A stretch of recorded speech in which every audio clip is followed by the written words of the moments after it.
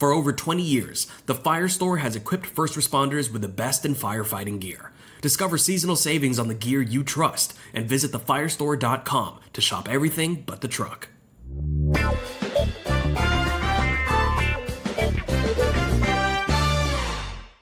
Good evening, everybody. This is Ronnie K in New York, and welcome to the Backstep. And I want to turn right over to my illustrious partner, Tommy Aurnhammer. Thomas, what is going on in your end of the world, pal? Greetings from the land of enchantment. Oh, that's what they call New Mexico. It says, is that still say that on the license plates? Oh, yeah. It does. We also refer to it as the land of entrapment. But the land of entrapment. I like that. Winter showed up a couple of days ago. It snowed all day, which creates chaos here in northwest New Mexico. But it was pretty much gone by late afternoon, and the cold temperatures have hung out, but the sun has been shining once again. You talk about it's wreaking havoc. I remember when McGrath went to North Carolina. He went from Philadelphia to Raleigh, and they got a half-inch dusting one morning. He says the schools were closed, transit stopped. And he says, "Are you people crazy?" He said it was like the world was coming to an end. They had a half-inch of snow in Raleigh, North Carolina. It was over. Oh my God!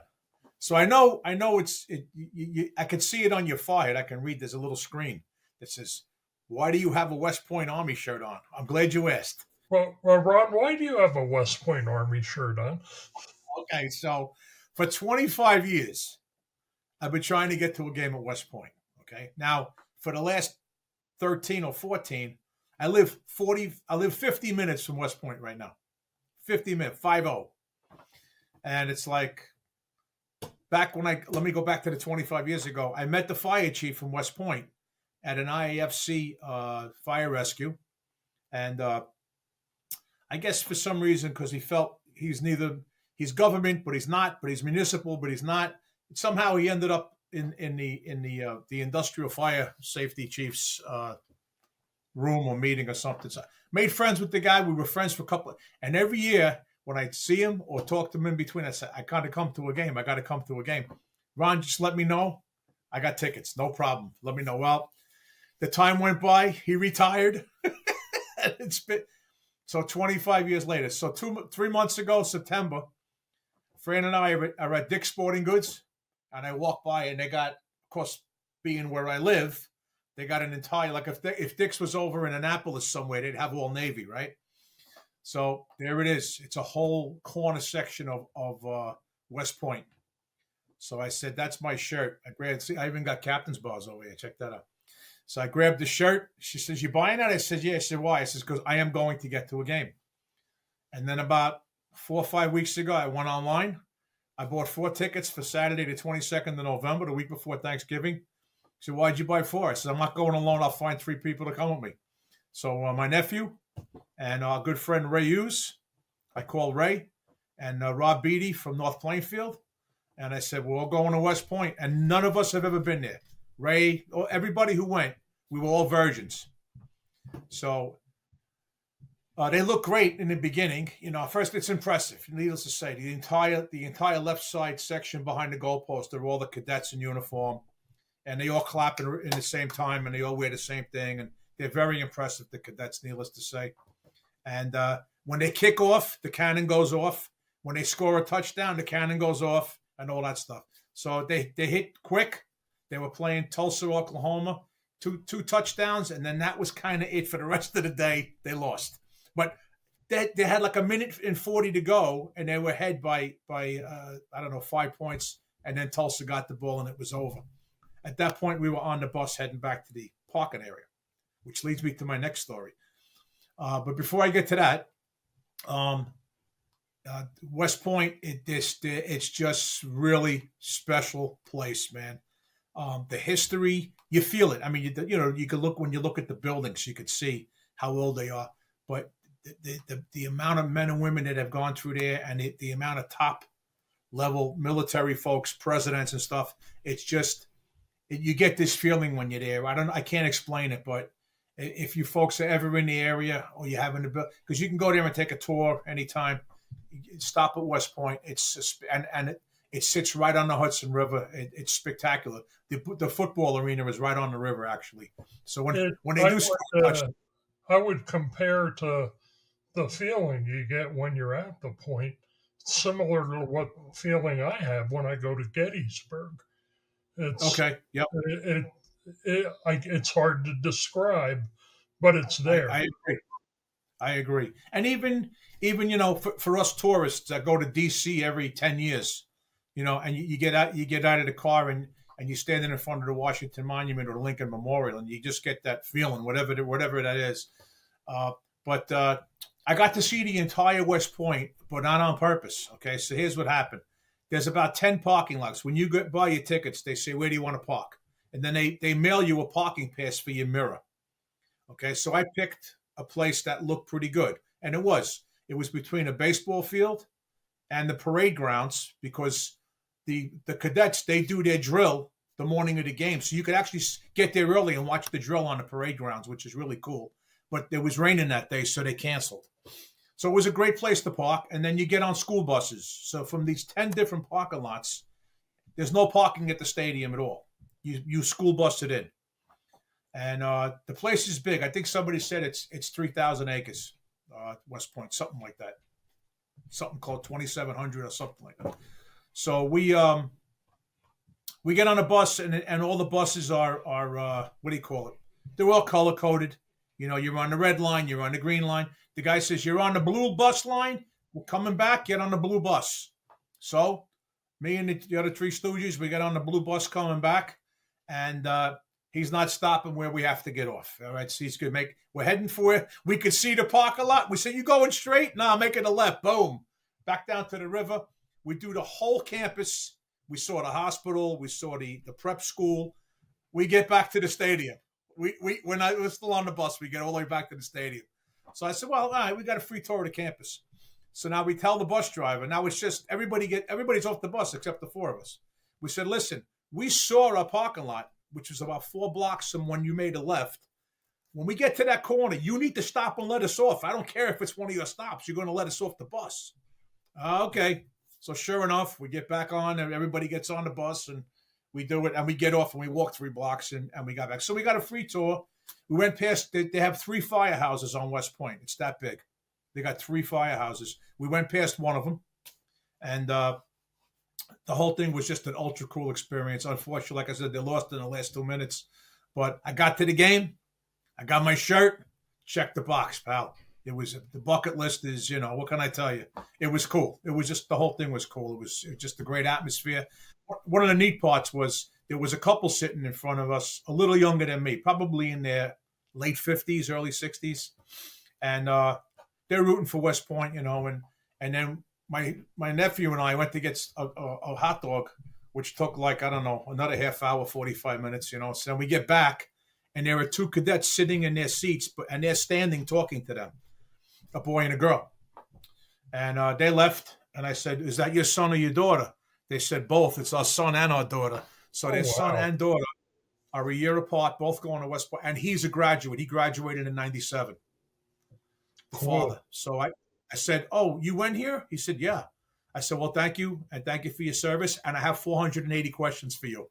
And I asked that guy about 475 out of my 480. Cleared up a lot of mysteries. Blah, blah. But it's kind of a horseshoe. You have goal to the right, goal to the left, and then horseshoe where we were sitting. Across the way, they built another entire grandstand to enclose the whole stadium now. So They're going to be able to double their capacity. It's pretty cool. And here's the interesting thing I found out from him. I leaned over, I tapped him on the shoulder. I said, is that my hard-earned tax money at work over there? Because it's under construction. He said, actually, it's not. It's private money. He says, West Point is the richest public college in the United States. They have the largest endowment of any public university in the United States. Makes sense. Millions. Yeah. So sure enough, it's being built with private money. But the whole experience, top to bottom, was cool. We're going back next year. I had a buddy of mine who was going to go, and his wife got sick, and I had to get a sub. But I promised him, I said, next year we'll go, and we'll pick up a couple of guys and I learned a couple of things like the bus route thing, and we can park and you're waiting for 45 minutes for hot dogs, not my gig, but we can tailgate before the game. So we'll get there early. We'll have something to eat, all those things. But very cool. Folks, if you're watching this, some absolutely useless West Point trivia for you. Cool. Ken Kuntz worked for U.S. Fire Administration for years. Remember Kenny? Kenny started off his federal career at the Mint at West Point. Yes, I know there's a mint there. Yep. There's a mint, and there's an amount of gold similar to Fort Knox that is buried underground, and there was a 24/7 heavily armed guard and patrol that watches that. That I did not know. See that? So there's a mint, there's some gold there, and what else did I hear? Oh, so the father says to me, "You see how plain the uniforms look? Because really, like they wear that short jacket and it's all just gray with a blue stripe." I said, "Yeah, why is it so plain?" He says, "When they invented the uniform, when they opened up in the 1800s, whenever it was, he says that's all they could afford was a coat with one stripe on it." He says they kept with the tradition all this time. So just interesting shit, just little tidbits. Oh yeah. I said to him, all the kids in the stands, like the whole end zone is full. It's all cadets, right? It's one big gray wall. I says, "Are they ordered to be at the game?" He says, "Oh, you bet your ass." He says, unless you're on a detail that you've been ordered to do something today, like cleaning toilets or parking cars. He says, you must be at the game, and they take attendance. He says, you better be here. So, but they also man the concessions. All they're not dressed in the concessions like the hot dog guys. They're behind the counter, but they're wearing like a fatigue shirt. They're wearing a baseball cap, but they're all cadets and they're all back there working very, very hard to serve schmucks like me a hot dog. So it was the whole thing was very cool, very, very cool. Cool. So that's my story. I'm sticking to it. That's my November adventure. You know what I'm saying? So what are we talking about today, buddy? Fire service culture. Oh, interesting. Yes. Okay. Yes. We touched upon that recently and said, you know what, we ought to talk about the culture one day, and here we are. So let's talk about the culture. That's interesting. So would you like to kick us off? You're going to have to indulge me for a little bit, and I'll tell you why. Back in 1996, I took a course at the National Fire Academy, believe it or not. That's called the Organizational Theory and Practice. I don't think they even offer it anymore, but that's where I was first really exposed to not only organizational culture, but also fire service culture. And, it was one of those things you kind of knew that was what was driving some things in the background, but nobody ever formalized it and explained what was going on. And I got some stuff I wanted to just kind of breeze through. When it comes to organizational culture, that includes people, things, processes, plans, behaviors, and values. All that stuff kind of comes together and formulates any organizational culture.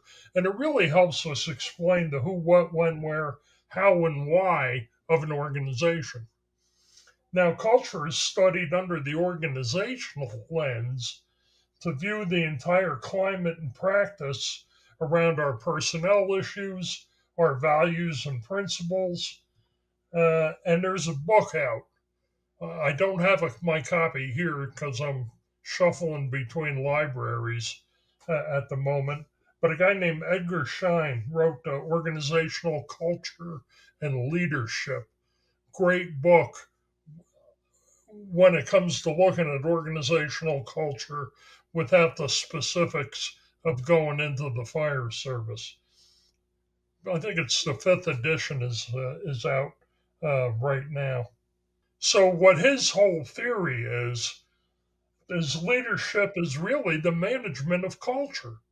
And Ron, I know you're a great speaker when it comes to leadership, but how often do we think about culture influencing the types of leadership that are going to work or not work. So once an organization has established itself, it's got their beliefs, values, norms, basic assumptions have all come together to create that culture. And that culture will define the kind of leadership that is going to be valued and tolerated within the organization. So, a founder of an organization really has a strong stabilizing force on the culture. And then December 7th of 1736, what happened? Our friend, Franklin started it all, right? yep, founded the Union Fire Company in Pennsylvania and was the first formally organized volunteer fire company in the colonies. Uh, so leaders who want to change a culture have to locate the cultural DNA and basically kind of work with that if there's going to be a culture shift. So when it comes to the fire service, the brotherhood and sisterhood of the American Fire Service has a lot to do with our culture. So, fire service traditions and history are very important to us. And the camaraderie in the firehouse is something that is very near and dear to my heart. And, going back to what Edgar Schein had to say, he believes that organizational culture is manifested at three levels. The first level being artifacts, the second level being values, and the third level is basic assumptions of the culture itself. So for artifacts, we know we've got structures, firehouses, certainly an artifact, standards, laws, apparatus, and equipment also fall into that artifact category. As it comes to values, those consciously developed strategies, goals, philosophies, and justifications are out there and certainly fall into the value category. Offensive versus defensive, certainly a strategy that's part of our values. Response time standards fits into the goals category. Philosophies can be something as simple as VES for vent, enter, and search versus VEIS. Certainly a philosophy change in there for the fire service. And the time it takes to reach flashover, certainly a justification for some of our response times that are out there. So the basic assumptions are those unconscious, taken for granted beliefs, perceptions, thoughts, and feelings, and the foundation of the fire department's culture. It is the ultimate source of artifacts and values. We got to be careful with some of this stuff, especially for incoming fire officers. They got to realize that there are some conflicting messages out there that need to be taken under consideration. First one is response time versus stopping at intersections. Got to get there quick, but we got to get there safe as well. Dirty PPE versus cancer prevention. Used to be that filthy turnout gear was a badge of honor. And now we know better. We're getting the clean gear and hopefully cutting back on some of the instances of cancer. Patient care versus being belted into the back of the ambulance. Yeah, it's tough moving around there when you gotta be belted in, but it is certainly a safety thing there compared to your ability to provide patient care and not getting yourself hurt. And then certainly the last conflict of behavioral health and versus the hazing of rookies. Something that is a conflicting message in the culture that we see today. So, the culture itself, what is it? It's really kind of hard to define some days. And there's a universal agreement that it exists, but it plays a crucial role in shaping the behavior of our firefighters. Is it something that a leader can change? Well, there's no one universal fire service culture. Every organization does something just a little bit differently. If you look at region to region or from department to department, our shift schedules are different. Our nomenclature can be a little bit different. And I use the example of what's a tender versus a tanker.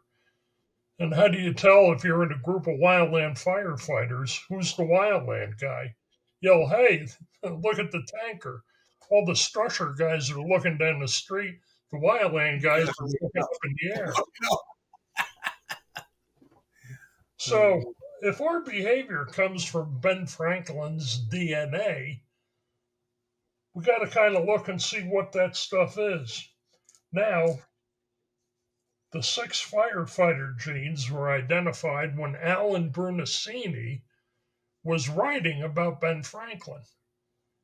And he identified the 6 firefighter genes as fast, close, wet, risk, injury, and death. So when Ben Franklin realized that when there was a fire in that situation required a rapid response, so he taught his fire lads that they must be fast. He also knew that he did not have long-range hydraulic application equipment, so his firefighters had to get close to the fire. And Franklin also understood the fire could not live in the same space with an adequate amount of water. So he told his troops, get the fire wet. The next 3 genes, risk, injury, and death, are all part of the human experience with uncontrolled fire. We know that. Humans have been at risk of uncontrolled fire, injured by fire, killed by fire since the beginning of time. And for the past 280 whatever years, fire service DNA has been made up of those genes: fast, close, wet, risk, injury, death. And they're the underlying assumptions which are taken for granted. The beliefs, perceptions, thoughts, and feelings are the ultimate source of value and action. This is where it all came from.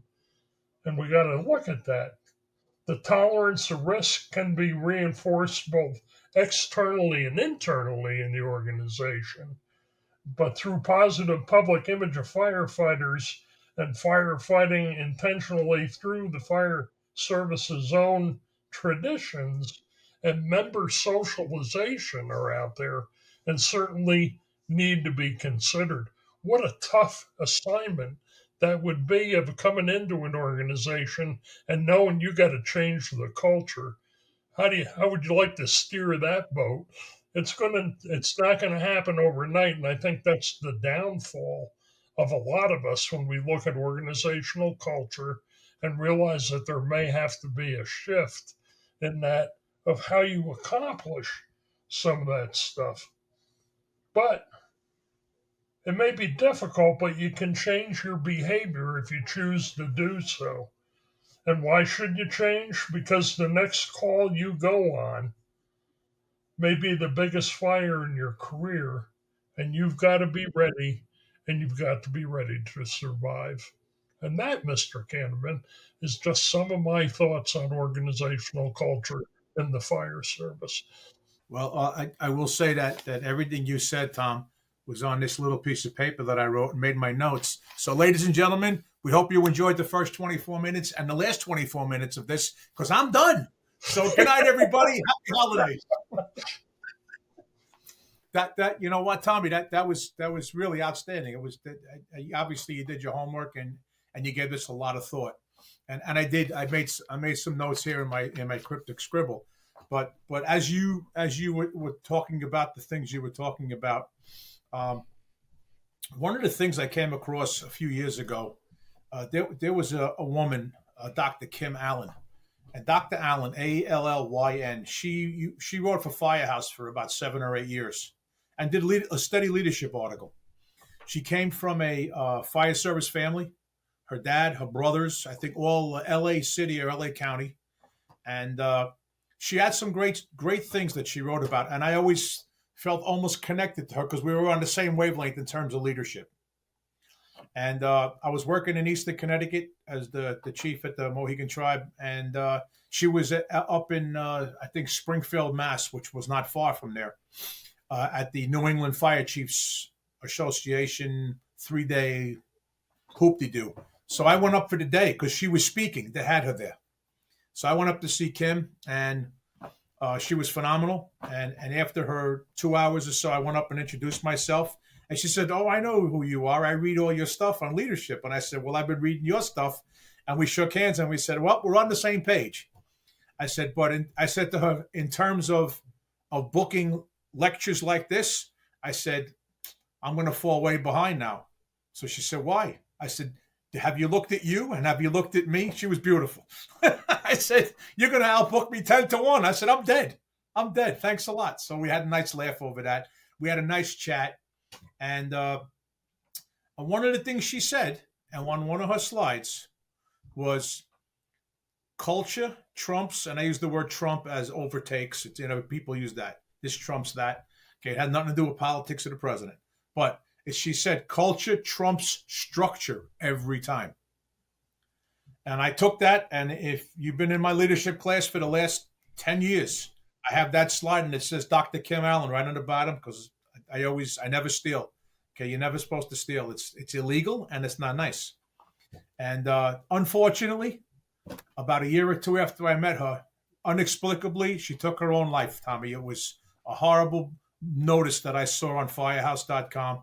This woman took her own. She was in her, I believe, I'm going to say late 40s, had a family, a husband, a couple of kids, a successful career, and no one knows what happened. But she left that for us.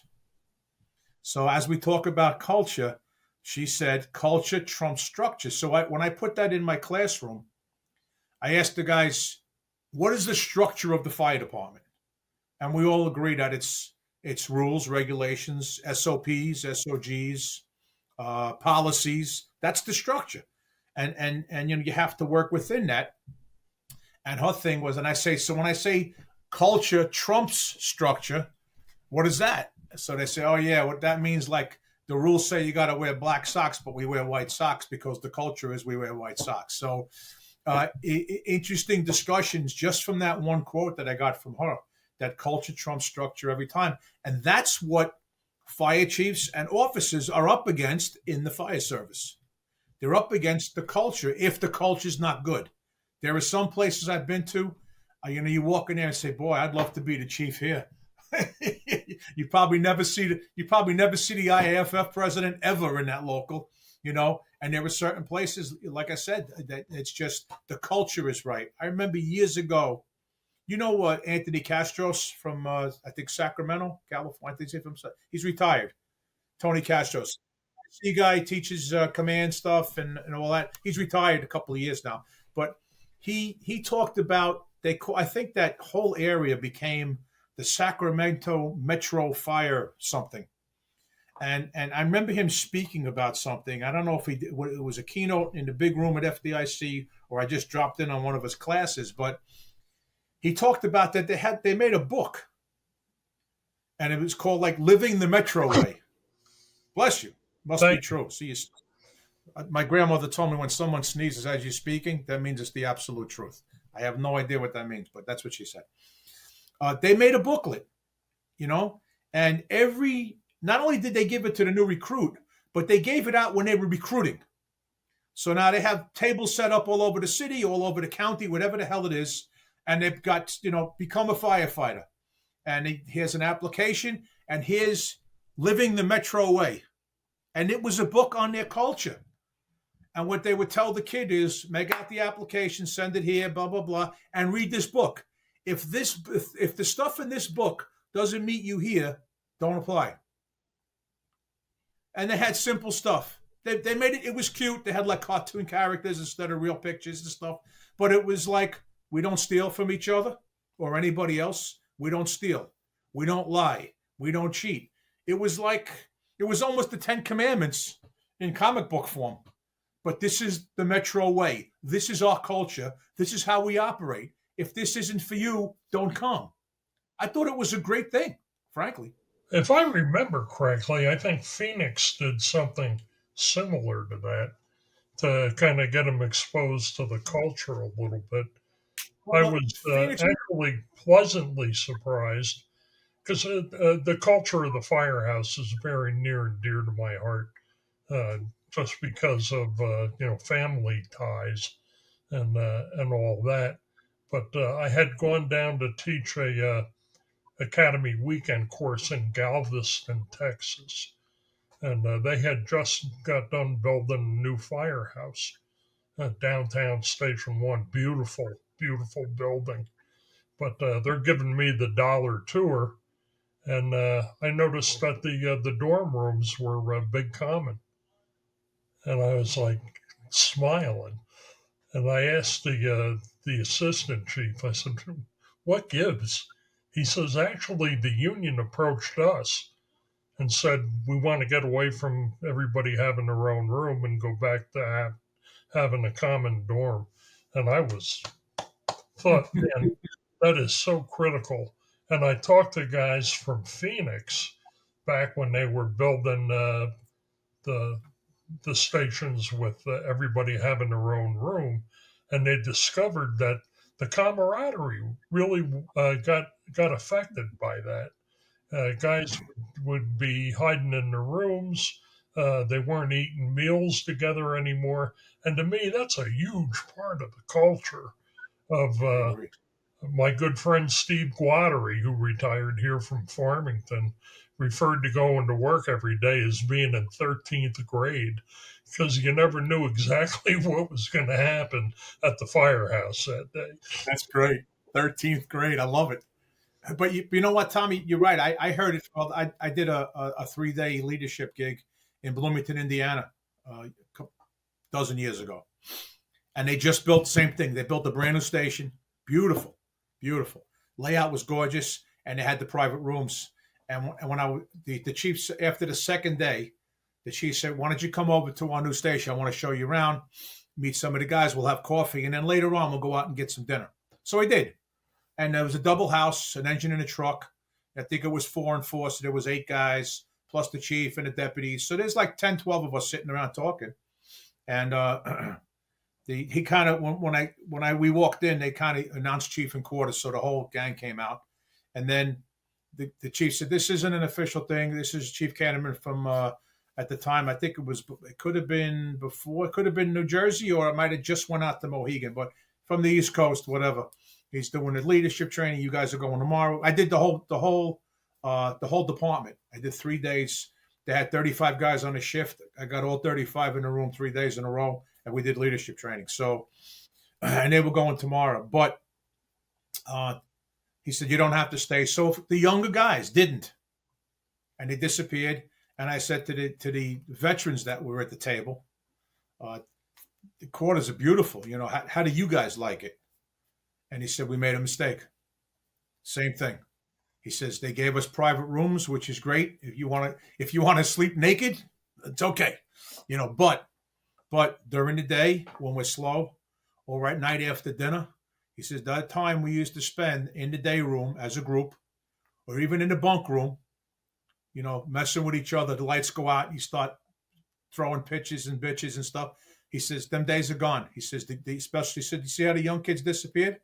They all went back to their rooms just now to do this or get on their laptops or whatever." He says, "It's killing the morale of this department. It's killing the morale of the department." That's what he said. And I never thought of it. When I first, I guarantee everybody in the business, when we heard they were building new fire stations with private bedrooms, had to say, "Wow, it's about time." Yeah.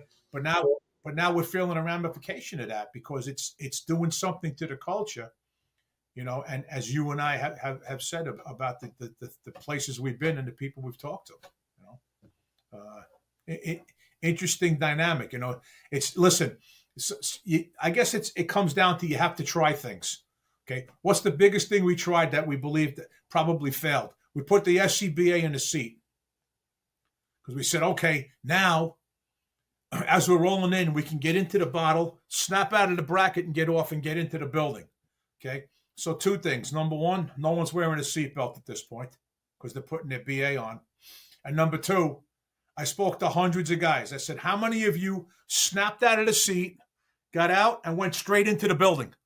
And the answer was none of them. Because when you get outside, you're talking about, how are we going to go in? The fire's in the front. We're going to go in the back door. You guys do this. You allowed it, whatever it is. So while you're talking, you could be putting your BA on, coming out of the side compartment again. And Brunacini did it. He had the chops.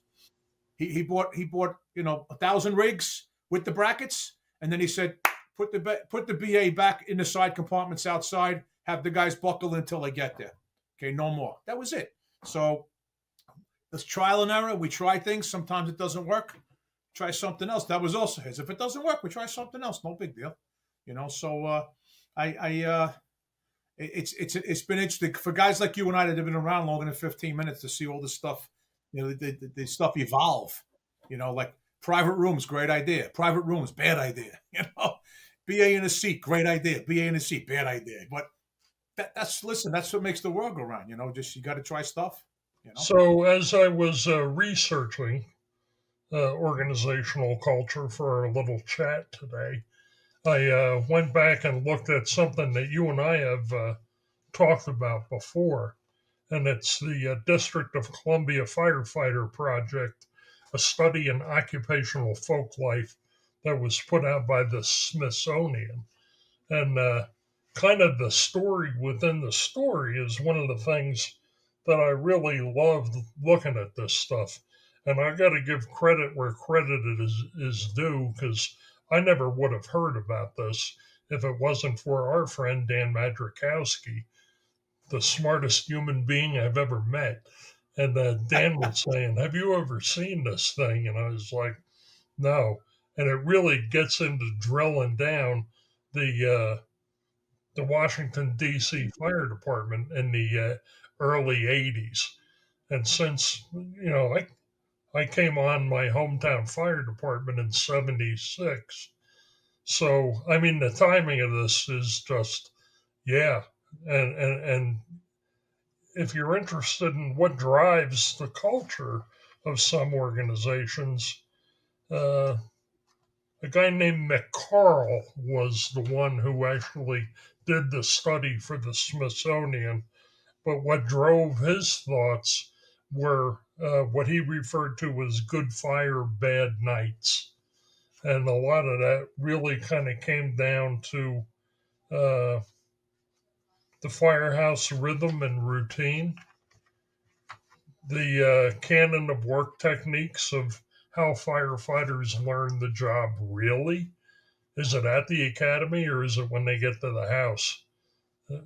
I'd like to think that it's a mix, but sometimes, yeah, sometimes nay.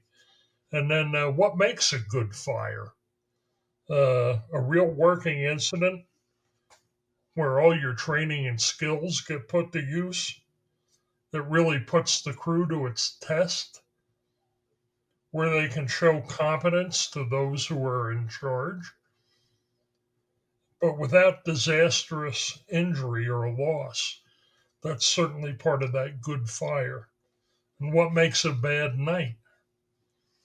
Chaotic or unpredictable incidents, bad luck, injuries, and near misses, emotionally heavy calls, fatalities, the ones that involve children, and the ones that are basically traumatic events, failures of teamwork and communication, moral distress, and overwhelming call volume. And certainly that is part of the culture that's looked at that time in the early 80s in DC of good fire, bad nights. this document is still available online. If you just Google the Smithsonian Project on Occupational Folk Life and DC Firefighters, if you're interested in some of where we came from, and certainly what affects the way our organizational culture is today, get a hold of that thing and read it. It's definitely worth the time you would put into it. One of the things I came across, I'm thinking 6 months ago, is Davy Rhodes, our illustrious fire engineering editor. Uh, in one of his editorials, he wrote about culture and about safety, and he said one of the things that has to change is that when an operation goes horribly wrong, nothing's right with this operation, but nobody got hurt. We get back to the firehouse, and instead of doing a proper AAR critique, we say, it's all good, guys. Nobody got hurt. We're good. And I thought that was like, and I'm guilty of that. I did it. As a boss, I did it. The operation sucked, but nobody got hurt. So I was like, okay, at least no one got hurt. I can send all my guys home. So we get back to the house, and I said, all right, everybody okay? Yeah.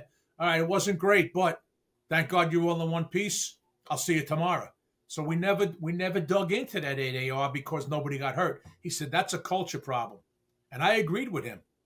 I called him up, and I said, Dave, I don't know how you came up with this, but you're spot on. I wrote him an email, and then he called me. I think I wrote him an email, and he called me. But we talked about it, and I said, I'm guilty of it. I did it myself as a boss because that's your number one priority is take care of your people and make sure they go home at the end of the day, right? So I thought that, and he says that what the problem that the thing that drives that thought process is that culture of the fire service also. It's like it went bad. I know you've probably seen the same video I did on the Challenger disaster and the normalization of deviance and how much that played into that. And I think that's the same thing, Ron, of, we know we didn't do everything. Yeah, do we need the SCBA on this one or not, or whatever?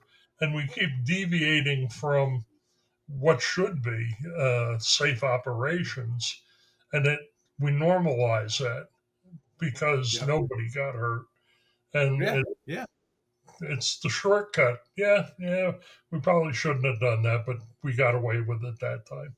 Yeah, that my buddy Mike Mullane, a NASA astronaut, he flew the shuttle 3 times, the Air Force colonel, 134 successful missions over Vietnam. Super guy. Met him once, and we became friends for life. He sent me his recent DVD, and he talks about the normalization deviance that came out of the Challenger disaster. It was actually coined by a woman named Diane Vaughan, who's a professor at Columbia, who wrote a book about the Challenger disaster, and she talks about the fact that it wasn't you couldn't put your finger on one person why that happened. She says it was a cultural thing. Okay, the budget was going to get cut every 10 seconds, and they had a fly, they had a fly, they had a fly, they had a launch, they had a launch. So everybody was in that night frame. Let's launch. And they knew they had a problem with the O-rings on the solid booster rockets. So, good book that came from her.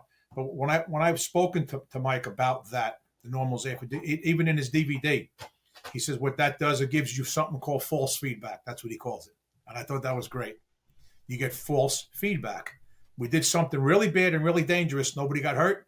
That's false feedback. That's telling us mentally we can do it again. Nothing will happen. So he says you got to be careful about that false feedback. And I use that example, false feedback, whether it's a leadership class or a safety class that I'm teaching.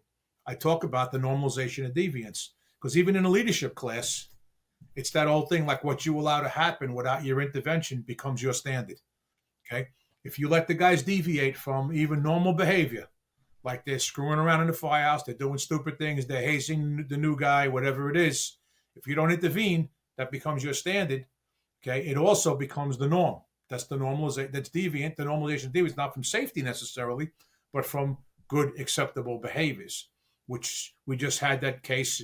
I'm not telling stories out of school. We had the case up in the Bronx recently where they were hazing a probie and it went too far. And then they posted the skit on social media. Okay. And a lot of guys got suspended, and we don't know how it's going to end. It'll be on the orders soon because their suspensions are up now, and now they're going to trials. They have an internal trials for these guys. But at the very end of the day, that behavior deviated from what should be the norm. Okay, but it became like it's okay to do it, And if we go back to safety again, we had that tragedy about, I think it was 2015. God, it's 10 years already. And the video went viral all over the internet. There was a fire in California. I think it was in I forget where, but there's a captain walking across the roof. It's a terracotta tile roof of a single family structure, and he gets right to the end, and boom, he goes in. He ends up getting burned, losing half his legs, and then he died a couple of months later from his injuries. Every firefighter that was there who worked with that captain said he went across a roof like that 1,000 times. False feedback.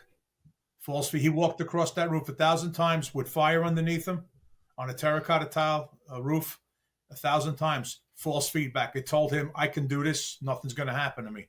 The 1,001th time he went through, and he paid for it with his life. So, and it's not saying that captain did something wrong or we did something stupid or he wasn't a good guy. But when we start to deviate and it becomes the normalization of deviance, we get in trouble. And if the culture of the firehouse is going that way, it's bad. We just had a recent activity in the city where we were calling firehouses to recruit people to help us. Okay. And the captain told the deputy chief, he says, nobody from here is going to do that. And you're not going to get anybody from here. He said, and this is the captain. He said, this is a terrible firehouse. He says, people don't want to stay here. No one wants to work here. The people that are here are angry. They're all pissed off. It was almost like Land of the Misfit Toys, And I, after the deputy told me that, I wondered to myself, because I'm not in a position to walk into the chief of department's office and say, hey, you got a problem with engine 585, But is anybody paying attention to that firehouse? Evidently, they got to do something there. Because to me, if the culture is bad, something bad's going to happen. Whether the culture is dysfunction. Let's talk about dysfunction for a minute. Okay, my favorite example of that is, everybody remembers who Cal Ripken. Remember Cal Ripken? Please say yes. Yes. Okay, thank you. Cal Ripken, right? He passed Lou Gehrig's record for most games played in a row. Didn't call in sick for 3,000 games or 3,500 games, whatever it was. All the years that Cal Ripken, the second Iron Horse, they called Gehrig the Iron Horse. He was the second Iron Horse in Major League Baseball. All the years he played with them, they sucked. The Baltimore Orioles sucked all the year, and probably still do. Okay? And you know why? Because their culture was bad off the field. He himself stayed in a different hotel from the rest of the team when they traveled. He didn't want to stay with the team. If you're dysfunctional off the field, you're going to be dysfunctional on the field. And I use that for the fire service. That applies. I don't care. If you guys want to agree or not agree out there in TV land, that's okay. But I'm telling you, if you're dysfunctional in the firehouse amongst each other, you're going to be dysfunctional at a fire. Because I've heard, when I've said that, guys say, well, we got our problems, but when we get to the fire ground, everybody's 100%. Nah, it doesn't work that way. Sorry. You don't have to break bread. You don't have to make love. You don't have to sleep in the same bunk. However, you got to be functional. You have to have a peaceful coexistence and understand each other and know what the idiosyncrasies are amongst each other and have a decent backroom culture, because when you get to that fire, you have to be able to rely on that guy behind you. And maybe you can't. If you're dysfunctional off the field, you're dysfunctional on the field. That's Ron's opinion. And I've seen it. Not just in Major League Baseball, but in fire departments. And I think the more we talk about it, probably the more we expose ourselves to the impact of what culture does to us. I think back to Burt Clark's book that I can't save you, but I will die trying. Have you gotten your hands on that one yet, Ron? I have not. I'll shoot you the info on it with the other one. What other one was I supposed to? Schein, Okay, Edmund yeah. Schein. I'll get those two info off to you. But Bert's book looks at a lot of what the culture is when it comes to firefighter fatalities. Yeah, and by the way, when you say you're going to do something for me at your age, you should write it down because you're not going to remember, Tom. You got to write it What's down. the name again? I get it. I get it. You know, it's funny that you talked about. You stole all my shit, by the way, but you talked about Ben Franklin and all that, and I made the same notes. We're always on the same page, buddy. That's why we're so compatible with each other. You know, but it's shit. We're 290 years later, and when we're still fast, getting close, and getting wet. I mean, that hasn't changed. I mean, think about it, that hasn't changed. But I think we have evolved. There's no doubt. And when we got into the late '90s, early '00s, we really took a look at our safety. Really started to take a good look at our safety, and that's when the foundation. They did the life safety initiatives. Did you see they just redid them? They got the 16 down to 12. Oh, yeah. If you go onto their website, firehero.org, ladies and gentlemen. That was the third go around on that, isn't it? Yeah, because we did Tampa 1, Tampa 2, and then they did a summit in Missouri, in St. Louis last year, I think in August or so, and they just released the new report. They did a phenomenal job. They took the 16 life safety initiatives. They whittled them down to 12, and they put them in 4 different categories. They really did. I just read the report on Thursday or Friday. I sent Victor a note telling him how good it looks, man. Because I was a Tampa 1 and Tampa 2 guy. I'm an original. I was a Tampa 1 and Tampa 2. So, but they did a great job. They did it, and they narrowed it down. But we talk about at Tampa 1 in 2004 when these were born, when the 16 life safety were born. We were in all breakout groups. There was 280 of us, I believe, in that neighborhood. We were in 8 different rooms, and I was facilitating a group. And we got back into the big room in the hotel at the end of the first day. And the first guy to report out was Burt Clark with his committee. And he says, we tackled life safety initiative number 1 to change the culture of the fire service.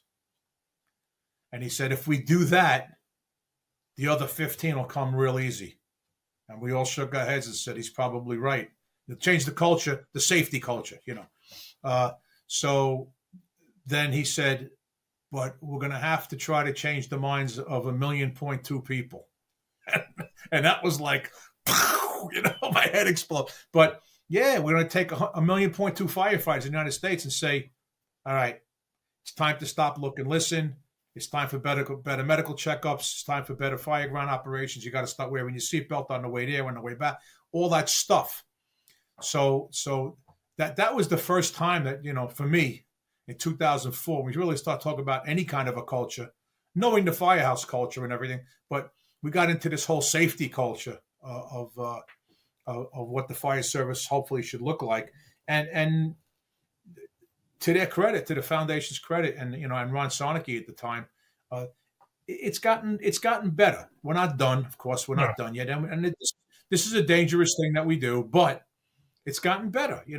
Guys are buckling up and they're getting into accidents and they're surviving accidents. And the guys that don't, we read about that also. Guy got thrown from a rig, got thrown from a tanker, whatever, and he wasn't wearing a belt and he died. So.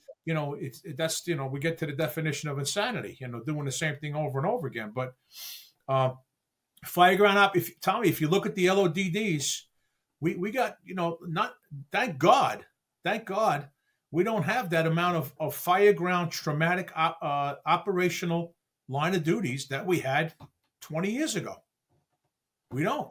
Very true. I think the fact that we've replaced that with cancer is, I think, going to lead the next charge of, what are we doing with this? Well, yeah, and you know what? Our generations has started that.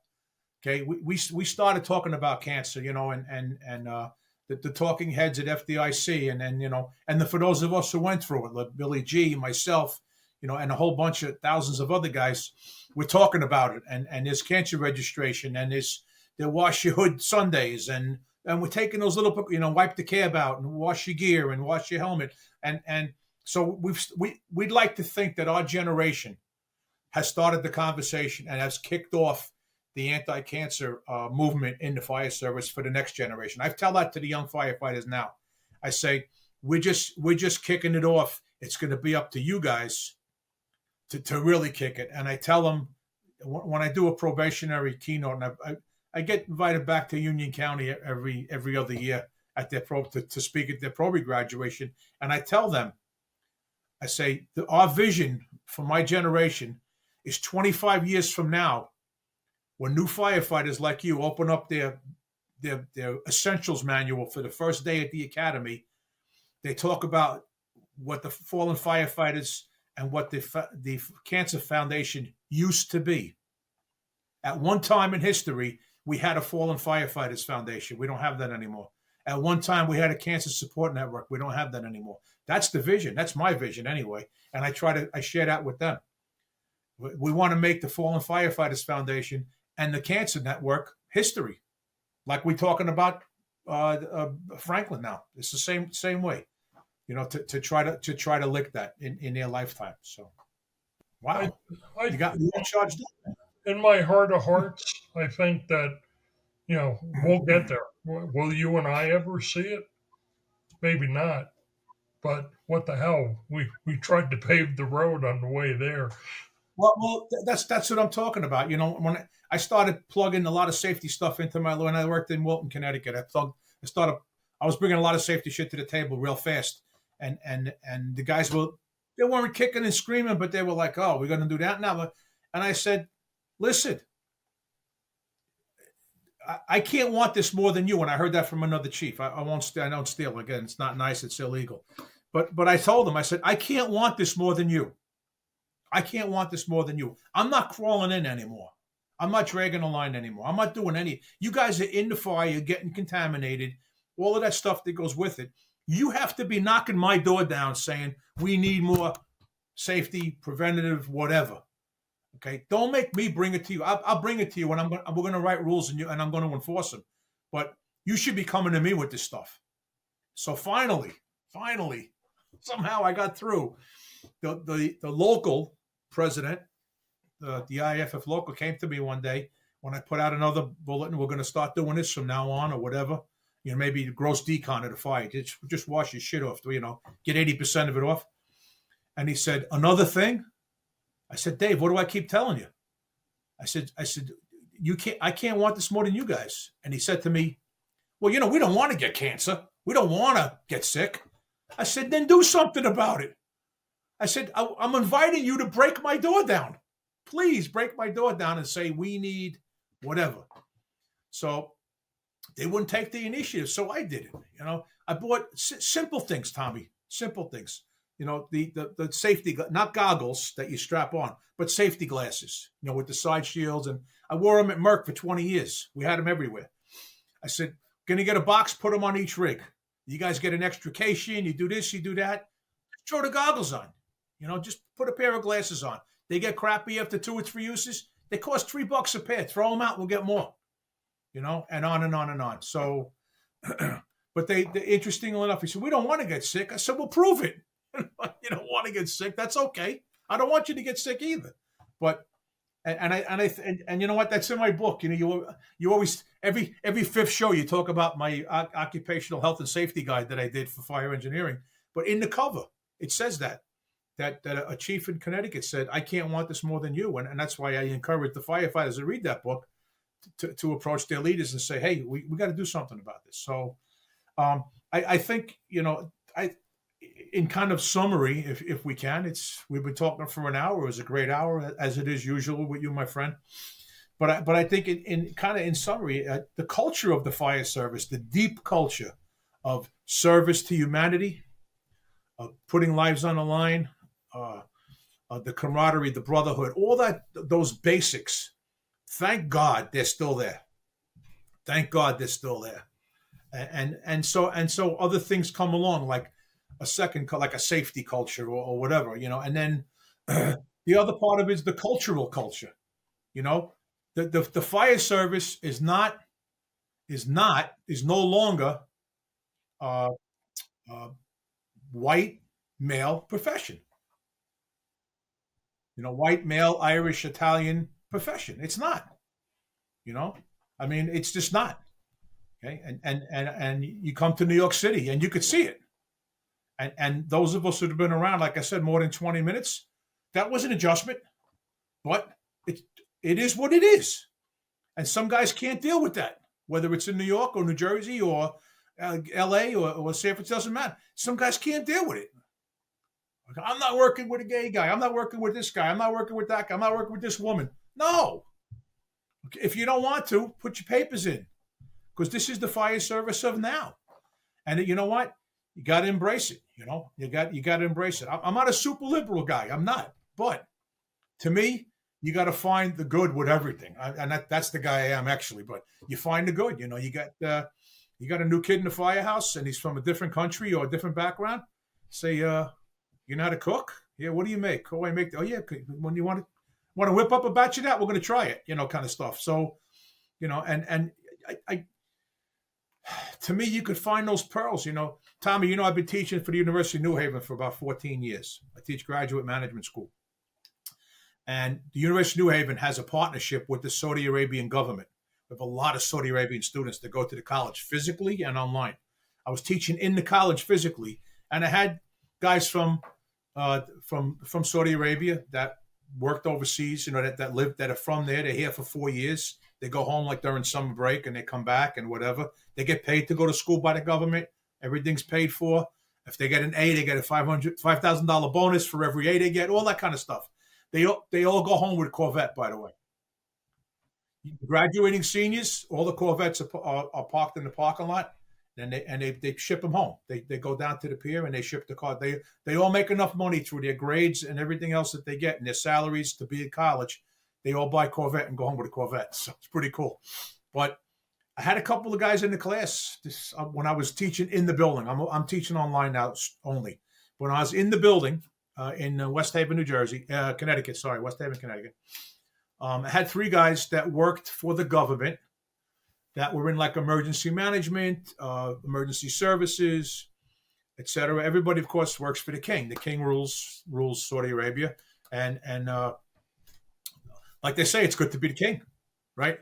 Because they had that big.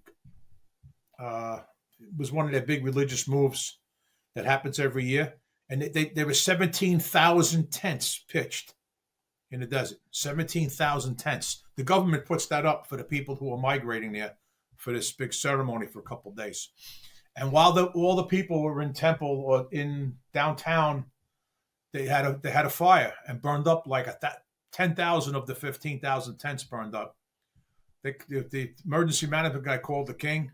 He ordered it. And he said, "Okay, start work and get him back up. Money's no object," kind of thing. So those guys went out. They brought in a crew of 1,000 people and pitched 10,000 tents in one day. And those people came back and they had a place to sleep.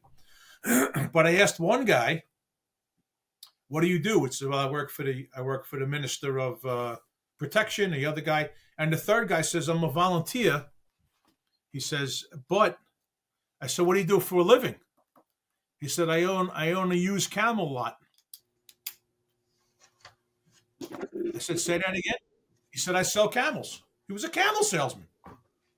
I sat down and I said, "You got the floor. Tell us all about your business." I had to hear it. And it was interesting as hell. So, I asked him, I said, "Are all camels the same?" "No." I said, "What's the price range?" He said, 5,000 to 50,000. He said, "That's like buying a Volkswagen or a Cadillac."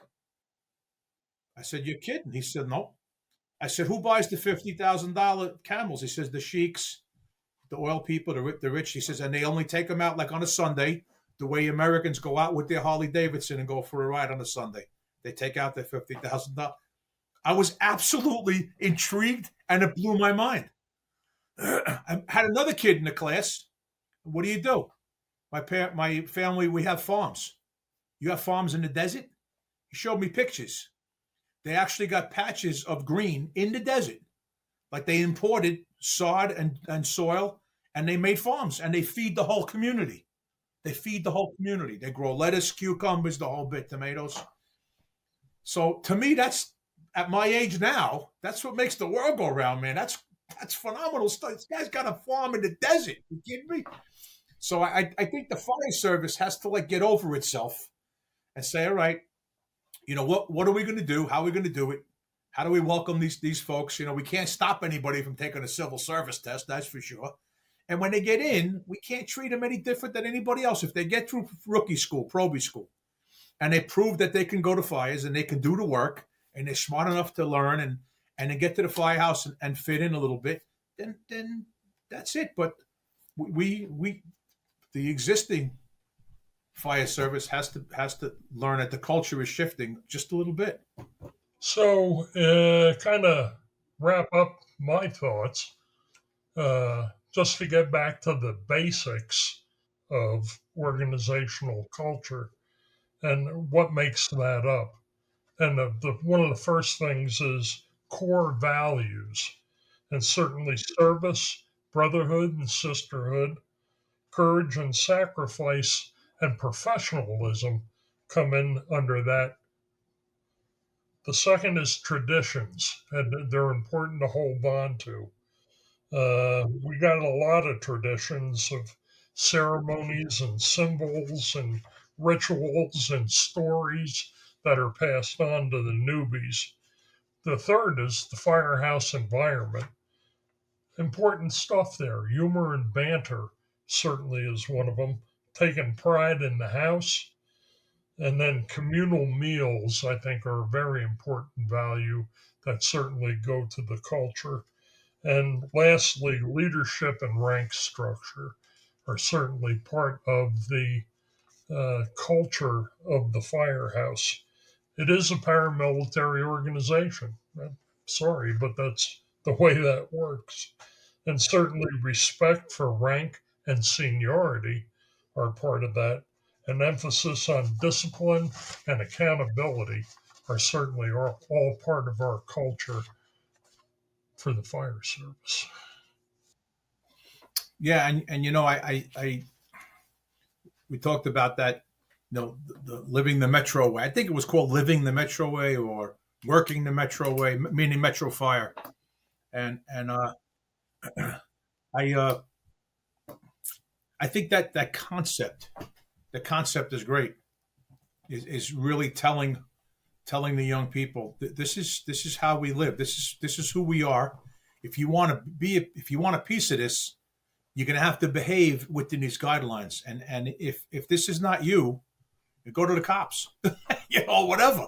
I'm just saying. But I think that's onto something. And as we're speaking, I think I need to have a chat with a couple of folks in my building about this, because we do a lot of recruiting and we do a lot of recruiting, retention, retainment, whatever they call it, and yet 10% of every probie class drops out. And mathematically it's correct. If we have 250 probies within the first 4 weeks, we lose 25. If we have 400 probies, which we had recently, we lose 40. 10%. Because this isn't for me. I didn't know there was going to be a drill sergeant here at the academy. I don't like being yelled at. It's too hard. It's too this. Well, if you give them something ahead of time, maybe we can because it costs a lot of money. We took this kid and took him off the list, put him in probationary firefighter school. We gave him uniforms. We gave him turnout gear. He's on the payroll. And now we just wasted 40 slots, and that kind of thing. So, I may have to make a suggestion along the way here to somebody that I work with. Don't know how to be received, but it's worth a shot. But hey, this was fun, man. I hope the folks that are listening to the Backstep and that, we have a loyal following of about 6 people. I don't know where they are, but we always appreciate the people who do tune in. I did, by the way, Tommy, the last show we did with Dr. O'Neill, I got an email from Fire Engineering that a chief wanted to reach out and ask me something about something I said on the show. That's a first, right? Yeah. Yeah. And I said, yes, give him my email address. He emailed me, and I had a nice chat with the guy back and forth for 3 or 4 emails, and he thanked me very much, blah, blah, blah, and he went on his way. So it was kind of cool that we knew somebody was paying attention to us, So before we go to the roll, you have a roll for tonight? I do have the roll. Okay, last show, we had Dr. O'Neill on, former U.S. Fire Administrator, Superintendent of Fire Academy, Chief of Department from Jersey City, New Jersey. And Tommy and I would do our book club at the end, and I talked about a book I read on Hurricane Katrina, and I couldn't get my hands on it, but I got my hands on it now. Disaster, Hurricane Katrina, and the Failure of Homeland Security by Cooper and Block. And they really dug super deep into what happened to FEMA, how FEMA really didn't show up. As you know, Bob Brown, I think it's Brown. Was it Bob Brown? What was his first name? Brownie. When the president said, "Heck of a job, Brownie," but I forget what the guy's first name is. Anyway, Brown was the FEMA director, but it talks about how the federal government completely decimated FEMA before that hurricane because they went in under Homeland Security. It was after 9/11. This was in 2005. It was 4 years later, and Homeland Security became an anti-terrorism unit. Period. And people were telling them, listen, the natural disasters are going to come a lot often. They're going to be a lot worse than what happened. Maybe not a lot worse, but 9/11. But it's going to be wider spread and a lot more people and all that. And they didn't listen. And he had nothing. Brown had nothing to go with, man. Everybody blamed him. He took the blame. He ended up resigning and all that stuff. But they talk about Craig Fugate, who showed up a time or two later. They also talk about, who was the fire chief they put in for Miami-Dade temporarily after Brown? Paulson? Dave Paulson. Yeah, they talk about him coming in and straightening a couple things out. And then Fugate was the EM for Florida. And he kicked Florida's plan in, and it was dynamite. He had his crap together, man. And they supported New Orleans, single-handedly supported New Orleans through and Mississippi through the whole thing. He did some job and then eventually got the spot. But if you want to, this is another one of these books. Every chapter, your mind explodes. You finish a chapter, your head explodes. I had the same experience when I read on the Grenfell Tower, the Grenfell fire in England, called "Show Me the Bodies." At the end of every chapter, my head would explode for different reasons. But this is the same. Now, I'll hold it up again, folks. Disaster, Hurricane Katrina, and the Failure of Homeland Security by Cooper and Block. If you're in emergency management, we're thinking about going into it. I teach an emergency management graduate course for University of New Haven. I'm actually thinking about making this a required reading book for my class next time we get together. So, yep, highly recommend it. You got any good books, man? No. I'm shuffling my library up to my daughter's house. And okay, well, I got a book coming to you. I'm mailing you one for Christmas. I saw it advertised online. I bought 2 because it looked really good, and it's about wildland fires and about the weather, the changing weather, and all of that stuff. Basically, it talks about Canada mostly, but it's the same stuff that we're talking about. So, being you're a wooey guy, I send you a wooey book. Wooey. All right, buddy. You want to wrap this? Let's, yes. So, we had kind of a lull in reporting out our line of duties due to the federal government shutdown. But I think I can remember back to where we were and kind of got caught up. So starting with October 1st, Brandon Clausen from Bristol, Tennessee, on the 1st of October, died from an unknown medical at the station. Julius Snyder from Camden, New Jersey, on October 27th, passed away from injuries he sustained at a 2020 fire. So quite a while, but the injuries eventually led to his line of duty death. Jim McCoy from Anderson, Oklahoma, on November 1st, struck by a vehicle while working a scene. Caliph Daly from Martinez, Georgia, on November 4th, an unknown medical during recruit training. Patrick Brady from Brooklyn, New York, on November 8th, had a heart attack while operating at a scene. And Michael Brook from Northampton, Pennsylvania, on November 12th, a heart attack from training. And as always, please keep their friends and families in your prayers and heed the lessons that they have left us to avoid this happening again. Ron, this is the last show of the year. Yeah, it is. It is. Happy holidays, everybody. Merry Christmas. Happy Hanukkah. Happy New Year. Have a happy and safe New Year 2026. Let's bring everybody home. That's the key. Well, stay safe, everybody, and we'll see you in 26.